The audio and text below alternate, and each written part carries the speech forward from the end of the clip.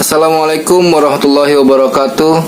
Rekan-rekan sekalian yang saya hormati, pertama-tama marilah kita bersyukur kepada hadirat Allah Subhanahu wa taala dan junjungan kita Nabi Muhammad SAW. Karena atas nikmat dan karunia-Nya kita bisa berkumpul di sini. Pertama-tama saya akan menjelaskan tentang virus corona, jenis baru yang tengah menyerang masyarakat dunia.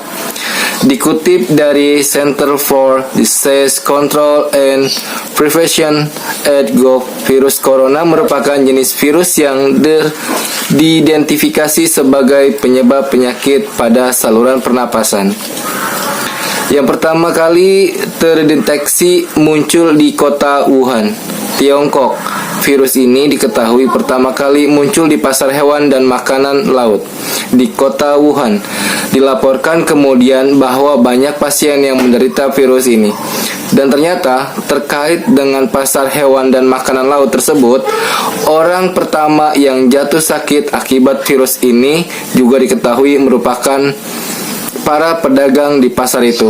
Dikutip dari BBC, Koresponden Kesehatan dan Sains BBC, Michael Robert and James Kern, mengatakan di pasar grosir hewan dan makanan laut tersebut dijual hewan liar seperti ular, kelelawar, dan ayam. Mereka menduga virus corona baru ini hampir dapat dipastikan berasal dari ular.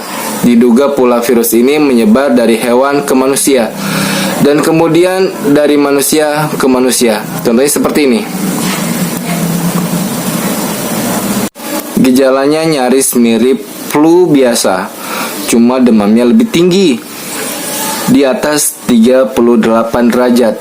Kemudian penderitanya mengalami sakit kepala, batuk-batuk kering, kadang juga sesak nafas. Tapi untuk infeksi paling berat bisa mengalami gagal nafas.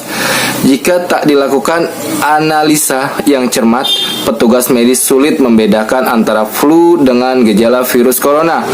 Secara umum, seorang yang terinfeksi virus corona memiliki gejala seperti demam, gangguan pernapasan, batuk pilek, sakit tenggorokan, dan letih. Dilansir dari Handbook of 2019 COVID Pneumonia Control and Prevention, terdapat 5 cara penularan virus corona dari manusia ke manusia. Yang pertama, transmisi dari cairan air. Yang dimaksud biasanya berupa cairan tubuh yang keluar dari saat berbicara, batuk, dan bersin. Yang kedua, transmisi dari udara. Virus corona bisa menyebar dari jarak jauh melalui udara. Cara ini sama dengan cara virus flu, SARS, Variola, dan Borovirus menular dari satu orang ke orang lainnya. Yang ketiga, transmisi kontak.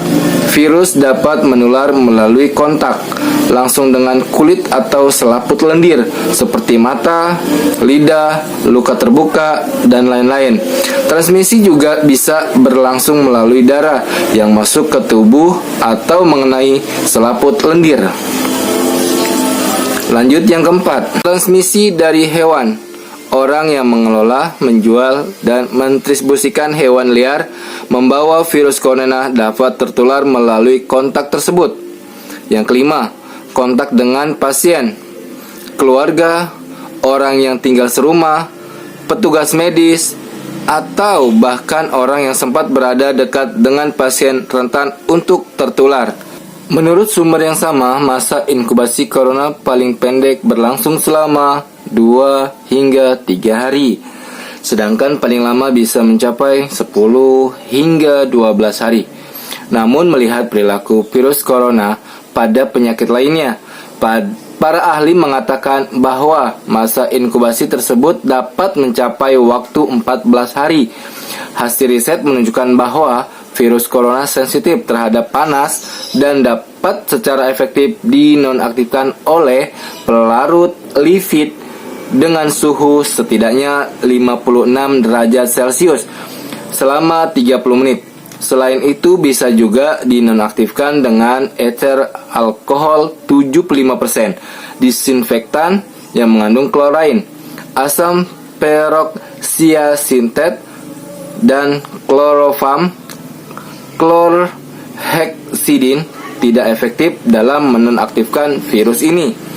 Organisasi Kesehatan Dunia (WHO) menyebutkan virus corona telah menyebar ke 18 negara.